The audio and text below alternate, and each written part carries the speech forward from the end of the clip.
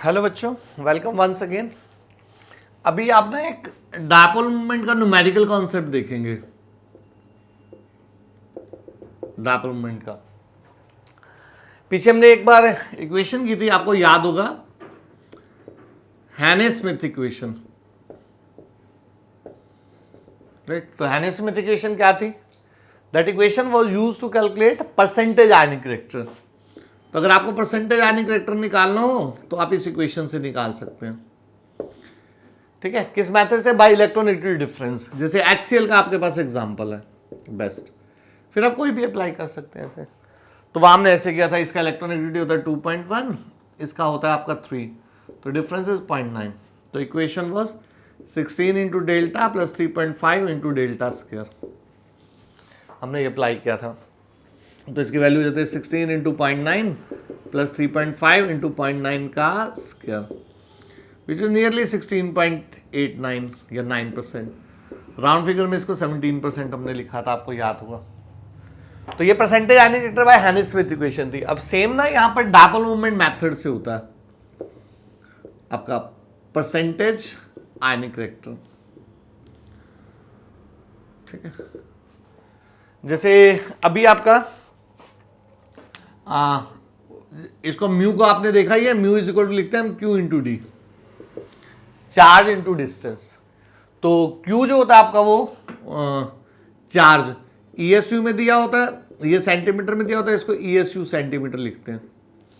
और हमारी 10 की पावर -18 ESU सेंटीमीटर को हमने लिखते हैं 1D बाय, जो आपको स्टार्टिंग में भी कहा था। एक तो ये ध्यान रख लेना। अब परसेंटेज आयनिक रिएक्टर एक फॉर्मूला होता है, इसको लिखते हैं mu observed by mu ionic into 100। ठीक है, उसका एक आप पहले मतलब समझ लेंगे। जैसे अब आपके पास HCl का मॉलिक्यूल है, जैसे ऐसे 2 बार में लिखता हूं HCl का मॉलिक्यूल। ठीक है, अब HCl के मॉलिक्यूल में जो इलेक्ट्रॉन है वो इसके सेंटर में है ऐसे। अगर सेंटर में होगा तो यहां पर चार्ज 0 हो जाएगा। आप एक बार और बना सकते हैं ऐसे HCl, मान लो बिल्कुल सेंटर में है इलेक्ट्रॉन पेयर, तो इसका चार्ज 0 होगा। अब ये कोवलेंट बॉन्ड है, लेकिन डिफरेंस ऑफ इलेक्ट्रोनेगेटिविटी के कारण क्लोरीन की तरफ इलेक्ट्रॉन अट्रैक्टेड है, तो इससे यहां पर +Q -Q डेवलप होता है। अब जितना ज्यादा ये क्लोरीन की तरफ ड्रिफ्ट होता है, उतना इस पर +Q उतना -Q डेवलप होता है, जिसको हम पोलैरिटी ऑफ बॉन्ड कहते हैं। इसी को हम पोलैरिटी ऑफ बॉन्ड कहते हैं। ठीक है, पोलैरिटी ऑफ बॉन्ड। ठीक है, अब ये जो Q होता है इसको हम लिखते हैं Q ऑब्जर्व्ड। एक होता है Q आयनिक, ऐसे लिखते हैं उसको, +Q -Q आयनिक। ये मैक्सिमम चार्ज डेवलप होता है। मैक्सिमम चार्ज डेवलप कब होता है? हम ये माने कि ये सारा इलेक्ट्रॉन क्लोरीन की तरफ शिफ्ट कर गया पूरा ही कंप्लीटली, तो उससे एक मैक्सिमम चार्ज डेवलप होता है। अब मैक्सिमम चार्ज की एक वैल्यू होती है Q की, कैपिटल Q की, इसको लिखते हैं 4.8 इंटू 10 की पावर -10 ESU, इलेक्ट्रोस्टैटिक यूनिट। ये आपका न्यूमेरिकल में बहुत जगह लर्न वर्क भी बनता है। मैं एक ही न्यूमेरिकल कराऊंगा, एक न्यूमेरिकल में आप 10 न्यूमेरिकल सॉल्व कर पाएंगे, 10 न्यूमेरिकल। वो जैसा भी क्वेश्चन है वो आप कर लो, एग्जाम्पल बदलते हैं, क्रिस क्रॉस आप उसमें से देख सकते हैं। तो Q is equal to 4.8 into 10 की पावर -10 ESU। अब किसमें कितना चार्ज डेवलप होता है वो हमें देखना होता है। ठीक है, अब इसी को हम ऐसे भी लिख लेते हैं, Q into D by capital Q into D से डी कैंसिल भी हो जाता है, इंटू 100। तो इसको small q by capital Q into D लिख देते हैं। तो स्मॉल q को कहते हैं चार्ज डेवलप ऑब्जर्व्ड, इसको बोलते हैं आयनिक। आयनिक मतलब पूरी तरह से शिफ्ट हो गया, तो इसको म्यू आयनिक लिखते हैं इंटू 100। जैसे इसकी वैल्यू होती है, अब जैसे अभी ये म्यू ऑब्जर्व ना आपको HCl के केस में दिया जाता है। अब मान लो एग्जांपल आपके पास HCl है, पहले एक कंसेप्ट दिखाता हूं। ठीक है, तो उसकी जो म्यू ऑब्जर्व होती है उसकी वैल्यू होती है 1.04 या 05 डी बाई के करीब ऐसे। उसका जो म्यू आयनिक होता है वो होता है 6.12 डी बाई इंटू 100 ऐसे। ये वैल्यू आप लेते हो। ठीक है, तो वो वैल्यू आपको दी होती है। इधर से आपका जो HCl का एक बॉन्ड डिस्टेंस होता है, कुछ बातें अलग अलग नोट कर लेना, 1.275 आर्मस्ट्रॉन्ग बॉन्ड डिस्टेंस। तो अलग अलग तरह से दिया होता है, आपको हर तरह से ऑपरेट करना आ जाएगा। एक तो दिया होता है आपको म्यू ऑब्जर्व्ड म्यू आयनिक, पहले सिंपल वे में, तो म्यू ऑब्जर्व्ड HCl के केस में 1.05 है, इसका म्यू आयनिक मैक्सिमम डायपोल मोमेंट 6.12 हो सकती है, डेवलप इसमें 1.05 हो रही है, तो उससे हम परसेंटेज आयनिक रिएक्टर करते हैं ऐसे, तो वो आप वैल्यू भी देख सकते हैं ऐसे, मैं आपके लिए कर रहा हूँ 1.05 divided 6.12 is equal to like 0.17 into 100 कर दोगे तो 17, तो इसको नियरली ऐसे लिखते हैं 17%, वो 16.99 समथिंग आ जाता है कई बार, 1.04 आप करें तो वो जो भी वैल्यू होती है इसको परसेंटेज आयनिक रिएक्टर कहते हैं हम, ठीक है। तो mu observed by mu ionic into 100, इसी को आप ऐसे कर सकते हैं, आपके पास परसेंटेज आयनिक रिएक्टर को परसेंटेज आयनिक रिएक्टर, इसको लिखने का दूसरा तरीका है ये, वही आपका न्यूमेरिकल फॉर्मेट है, वो Q into D by Q into D, D तो आपका फिक्स है तो आप ऐसे लिखते हैं इसको Q इंटू डी, जैसे आपका डी हो जाता है इसमें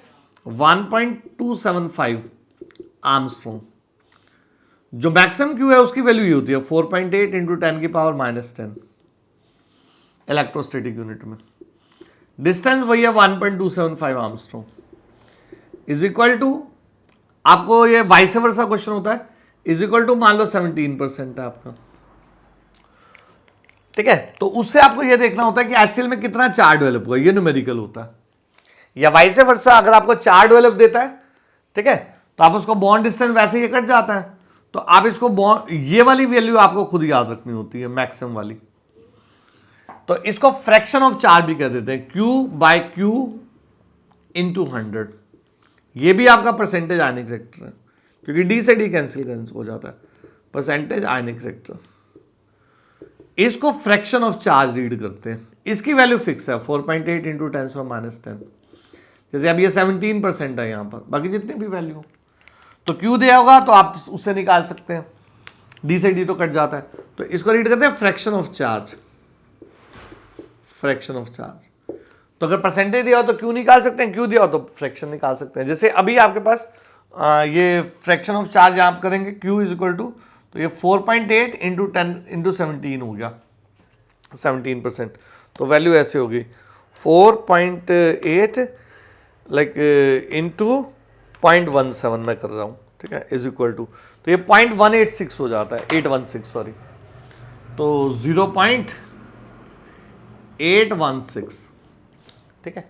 तो अभी यही चीज ऐसे भी देख सकते हैं आप, 0.816 आपके पास, ठीक है, इंटू 10 की पावर -10 ESU, ठीक है, उसको आप 1.275 से मल्टीप्लाई कर दें, 1.27 से, और एक बार आप 4.8 इंटू 10⁻10 इंटू 1.275 से मल्टीप्लाई कर दें, ठीक है। तो ये तो आपका था छोटा Q, ये आपका कैपिटल Q है ऐसे, ये इंटू डी है आपका, इंटू डी कर दिया, इंटू डी, इसको म्यू ऑब्जर्व्ड बोलते हैं, इसको म्यू आयनिक बोलते हैं, ठीक है।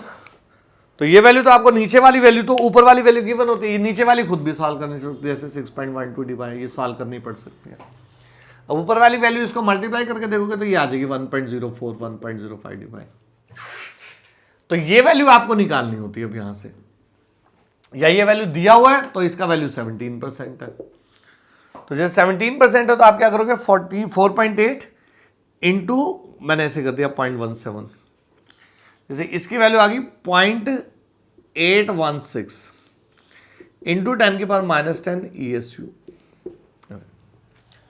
ठीक है। तो ये इसके कोई भी इस तरह के न्यूमेरिकल आ जाते हैं, mu observed by mu ionic straight question, फिर आपको ये पता होना चाहिए इसका 4.8 इंटू 10 के पावर -10 होता है, डिस्टेंस आपको हमेशा गिवन होता है, उससे आप इसका फ्रैक्शन ऑफ चार्ज भी निकाल सकते हैं, बस आपने स्प्लिट कर लिया तो डी से डी कट जाता है ऐसे, तो आपको ये ऐसे दिखाना है Q into D by capital Q into D, इसकी वैल्यू आपको याद रखनी है 4.8 इंटू 10 की पावर -10 ESU, डिस्टेंस आपको दिया होता है, परसेंटेज आयनिक रिएक्टर दिया होता है, वहां से आप फ्रैक्शन ऑफ चार्ज निकाल लेते हैं, इस पर चार्ज कितना डेवलप होगा, या कोई भी ऐसा क्वेश्चन Q दिया हो, फिर कैपिटल Q दिया हो, डिस्टेंस आपको दिया होगा, इससे आप परसेंटेज करेक्टर भी निकाल सकते हैं, जैसे आपको Q दिया हुआ है मान लो 0.186 0.816 सॉरी, ठीक है, इंटू आपके पास डिस्टेंस है 1.275, ये आपका इंटू 10⁻⁻10 ESU में है, ये सेंटीमीटर में है, इंटू 10⁻⁻8, ठीक है। ये आपका दिस वन 1.275 इंटू 10⁻⁸। अगर आप इसकी रेशियो लेते हो 4 से, डिस्टेंस हालांकि ना भी लो, बस आपकी चार्ज की रेशियो इंटू 100 कर दो, तो ये आपको 17% दिखा देगा सर। तो इस तरह के डायपोल मोमेंट का मेन क्वेश्चन होता है, which is percentage ionic vector by dipole moment method, ठीक है। तो इसको आप करना अच्छे से, कोई डाउट आता हो तो बताना, बाकी आप न्यूमेरिकल आराम से इसके कर पाओगे, कोई दिक्कत नहीं रहती। एक हैनेस-स्मिथ इक्वेशन से निकालते हैं हम डायपोल मोमेंट, और एक निकालते हैं परसेंटेज आयनिक वेक्टर से, mu observed by mu ionic into 100, या फिर small Q by capital Q into 100।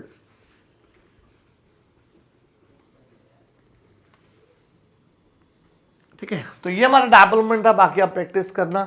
कुछ ऑर्गेनिक में इसके साथ साथ मीनिंग भी आते हैं, dipole moment step by step भी देखा जाता है, जैसे मैं पहले ही बताता रहता हूँ, एग्जाम्पलरी बहुत चीजें होती हैं, तो सारी चीजें हम यहाँ नहीं टच कर सकते, but there is a lot of dipole moment in organic chemistry which has to be studied, जो हमें आपको फ्यूचर में पढ़ना है। अच्छा, दूसरा अभी आपको ये देखना है, ये तो डायपोल मोमेंट हो गया, यहाँ पर अभी आप एक कंसेप्ट देखना है, वो है अब स्टार्ट करते हैं एक और कंसेप्ट, अच्छा सा छोटा सा एक हेडिंग है, छोटा सा मतलब 1-2 घंटे का ही है, तो उतना छोटा भी नहीं है। एक हाइड्रोजन बॉन्डिंग अब सेक्शन स्टार्ट कर रहे हैं, फिर एक रेजोनेंस कंसेप्ट स्टडी करेंगे, और फिर हमारा एक मेन थ्योरी है मॉलिक्यूलर ऑर्बिटल थ्योरी ना लास्ट में, और छोटे मोटे और पॉइंट्स चार्ज वगैरह। तो 60% चैप्टर ओवर है, लगभग 40% है, नेक्स्ट वीक के एंड तक ये लगभग हो जाएगा आपका। तो अब हाइड्रोजन बॉन्डिंग एक करना है हमने, ठीक है। हाइड्रोजन बॉन्डिंग क्या होता है, ये एक ना weak electrostatic force of attraction होता है, weak electrostatic force of attraction, ठीक है, किसमें, बिटवीन कोवलेंटली बॉन्डेड मॉलिक्यूल्स, कुछ कोवलेंटली बॉन्डेड मॉलिक्यूल्स में होता है, बिटवीन कोवलेंटली बॉन्डेड मॉलिक्यूल्स, ठीक है, where one of the atom उन कोवलेंटली बॉन्डेड मॉलिक्यूल्स में is equal to hydrogen, other is out of the 3 most electronegative element, fluorine, oxygen, nitrogen. ऐसा कोई भी मॉलिक्यूल हो कोवलेंटली बॉन्डेड, जहां पर एक एटम तो आपका H हो, उसके साथ दूसरा मॉलिक्यूल हो ऑक्सीजन, फ्लोरीन या नाइट्रोजन, जैसे आपके स्टैंडर्ड एग्जांपल ये है HF, वाटर, अमोनिया, ठीक है। इस तरह से अल्कोहल वगैरह ले सकते हो, CH2H, एसिटिक एसिड, इन कुछ स्टैंडर्ड मॉलिक्यूल में हम स्टडी करते हैं इसको।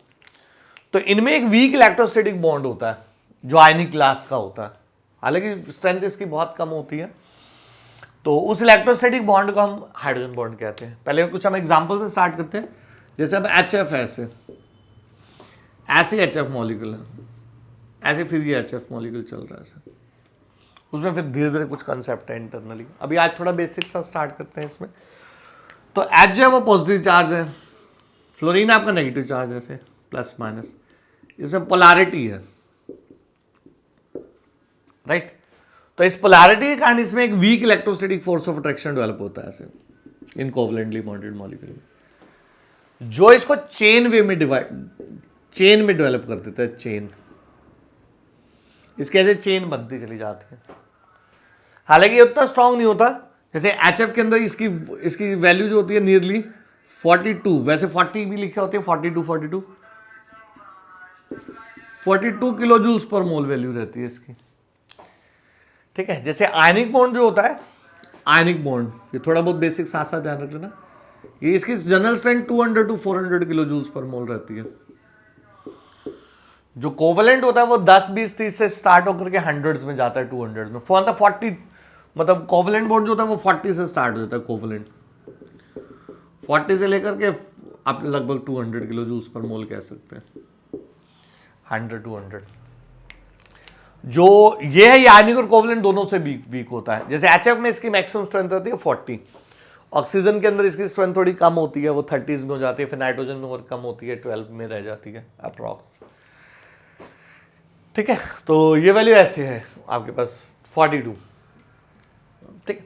तो HF के अंदर तो इस बॉन्ड को हम हाइड्रोजन बॉन्ड कहते हैं। साथ साथ मैं थोड़ा बहुत डाटा बेस देता जाऊंगा आपको, ऑब्जेक्टिव में आपको काम आएगा। फिर जैसे वाटर है तो वाटर में ऐसे है OH2,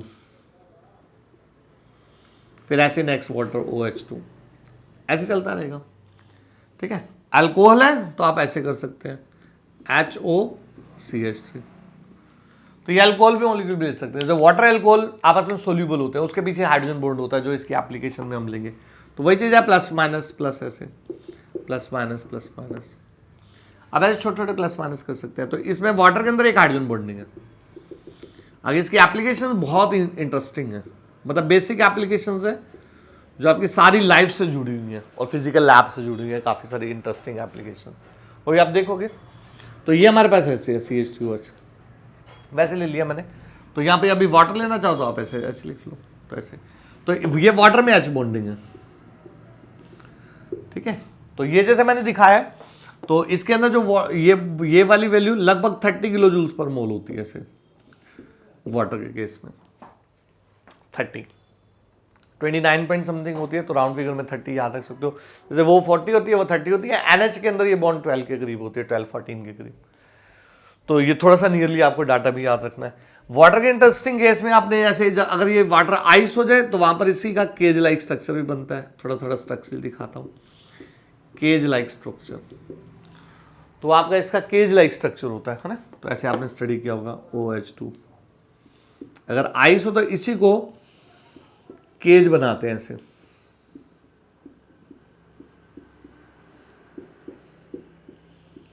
केज लाइक स्ट्रक्चर, ठीक है। तो ये लिक्विड वाटर में है या गैसियस थोड़ा बहुत स्टेट में हो तो ये ऐसे हो जाता है। अभी इसकी काफ़ी सारी इंटरेस्टिंग बातें वो धीरे धीरे करेंगे, और इंटरेस्टिंग काफ़ी चीज़ें हैं ऑब्जेक्टिव के लिए। इसी अकेले टॉपिक के ऑब्जेक्टिव में लगभग आप 25 से डिटेल में 50 क्वेश्चंस के करीब देख सकते हैं। 25 इंपॉर्टेंट प्लस 25 सप्लीमेंट्री, 25 से 50 क्वेश्चन इस अकेले टॉपिक के बने होते हैं ऑब्जेक्टिव के अंदर। तो सारे वो आपको क्रिस क्रॉस देखने इसके ऐसे। ये इसका केज लाइक स्ट्रक्चर होता है,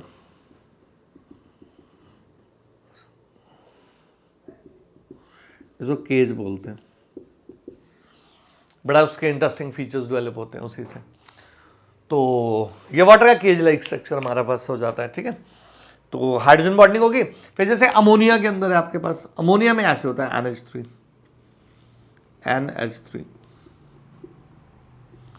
फिर ऐसे ही NH3 है आपके पास, फिर ऐसे चलता जाएगा NH3। तो नाइट्रोजन जो है वो नेगेटिव पोल है, हाइड्रोजन पॉजिटिव पोल है। ऐसे पॉजिटिव और नेगेटिव में अट्रैक्शन हो जाती है। ये इसके बीच में H बॉन्ड है, ठीक है। तो अब ये जो H बॉन्ड है इसकी value near about 14 kilo joules per mole होती है, 12 to 14 किलो जूल्स, कहीं 16 लिखा होता है। तो जैसे वो 40s में है, वो 30s में है, वो 14 में है। तो उसका एक क्वेश्चन यहां से स्टार्ट भी हो जाता है। तो फ्लोरीन के अंदर सबसे ज्यादा होती है, फिर ऑक्सीजन, फिर नाइट्रोजन, इलेक्ट्रोनेगेटिविटी की वजह से। तो HF के अंदर स्ट्रॉन्ग H बॉन्ड होता है ऐसे।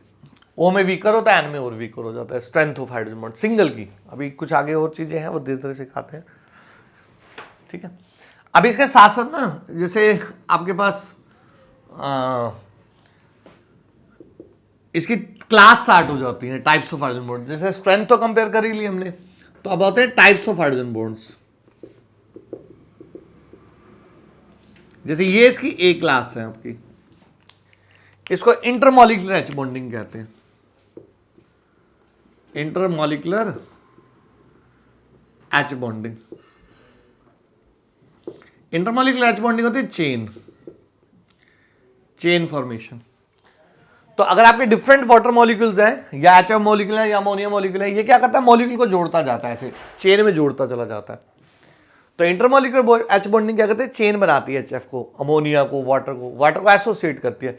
इसलिए वाटर हमारा लिक्विड स्टेट में होता है। अगर इसमें हाइड्रोजन बॉन्डिंग ना होती तो ये गैसियस स्टेट में होता।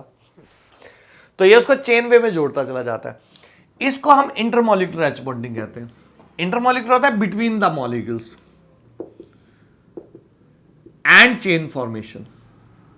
ये हाइड्रोजन बॉन्डिंग की फर्स्ट क्लास होती है। तो ये जैसे ये है, ये सारी इंटरमॉलिक्यूलर एच बॉन्डिंग्स है।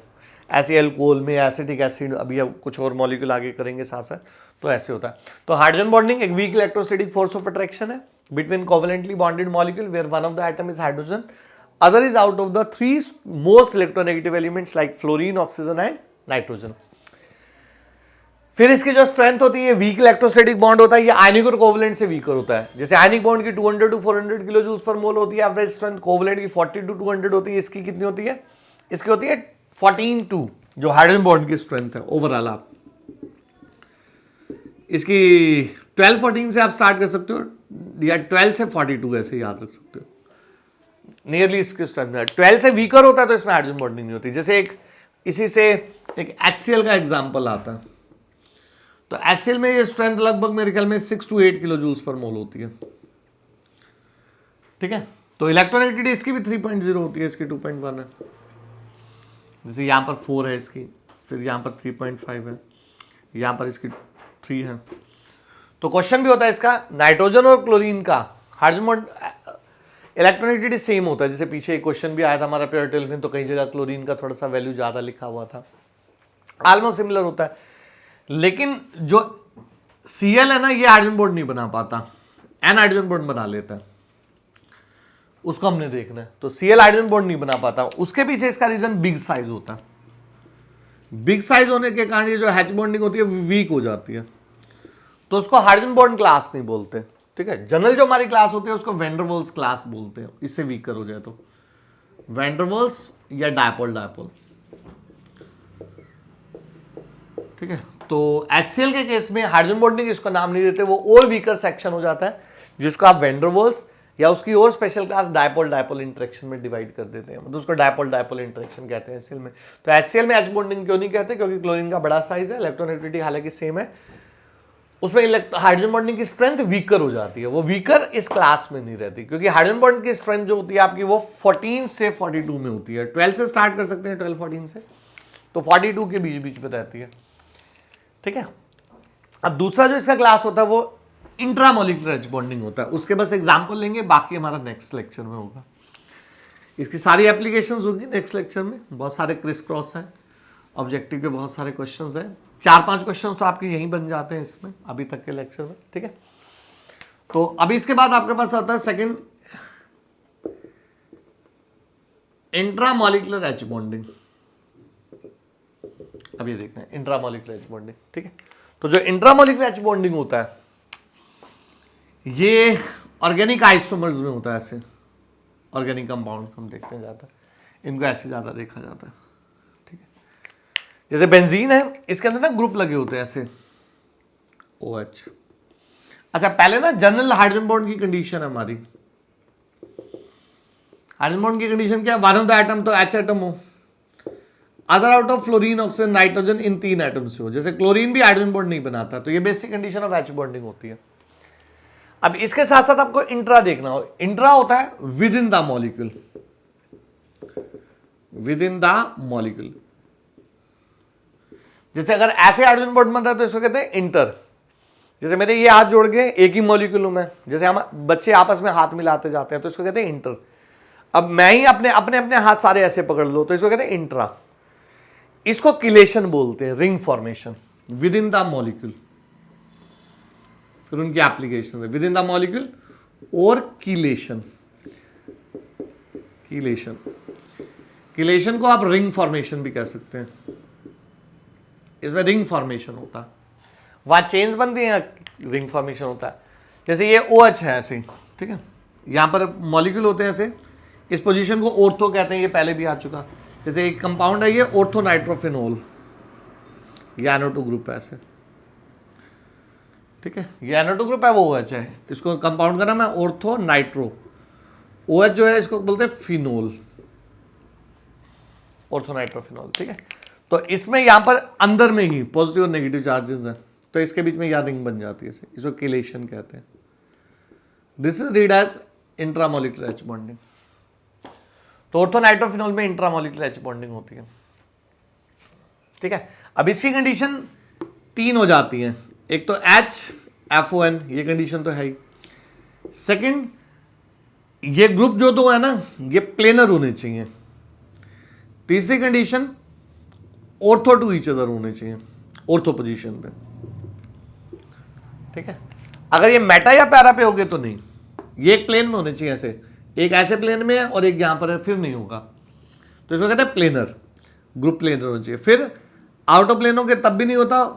और अगर मान लो ये ऐसे हो गया, यहां OH हो गया, यहां पर NO2 हो गया, तो फिर इसमें इंट्रामॉलिक्यूलर एच बॉन्डिंग नहीं होती, फिर इसमें इंटर होती है, वो भी बाद में करेंगे। यहां हो गया तो भी नहीं होगी, ठीक है। तो मेटा या पैरा आइसोमर जो होते हैं वो इंटर करते हैं, इंट्रा नहीं करते, चेन नहीं बना पाते, क्योंकि उनमें डिस्टेंस बढ़ जाता है, ऐसे डिस्टेंस, तो फिर ये नहीं कर पाते, चेन रिंग नहीं बनती। तो ये आपको एक इंपॉर्टेंट पॉइंट ध्यान रखना। ऑर्थोप्लेनैरिटी और HOFN तो है ही। फिर जैसे इसका एक और दो और एग्जांपल दे देता हूं, ऐसे ऑर्थो हाइड्रोक्सी बेंजोइक एसिड, जैसे OH है या COH ग्रुप लगा देते हैं ऐसे, फिर CH होता है, वो बेंजाइल्डिहाइड होता है। अभी आप दो ही देख लें बेशक। तो जैसे इसका नाम है ortho hydroxy OH benzoic acid. Benzoic acid होता है बेंजीन के ऊपर COH ग्रुप। फिर ऐसे ऑर्गेनिक में बहुत सारे देखने को फ्यूचर में मिलते हैं आपको। तो ये आपका पॉजिटिव पोल है, ये आपका नेगेटिव पोल है, तो इसमें ऐसे हो जाता है।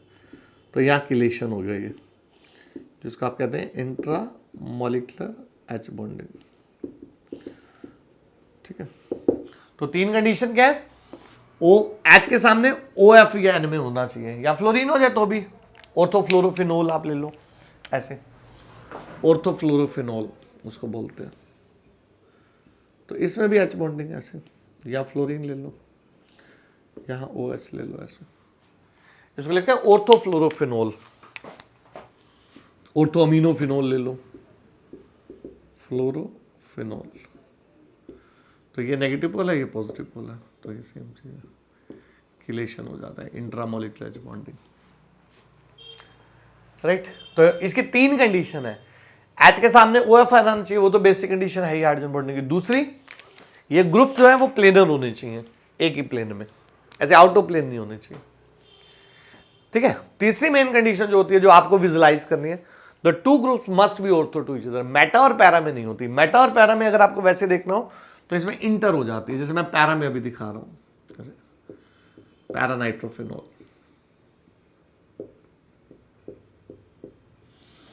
ठीक है। आप उसका भी ऐसे देख सकते हैं। तो फिर नेक्स्ट मॉलिक्यूल ऐसे आ जाएगा पैरानाइट्रोफिनोल का,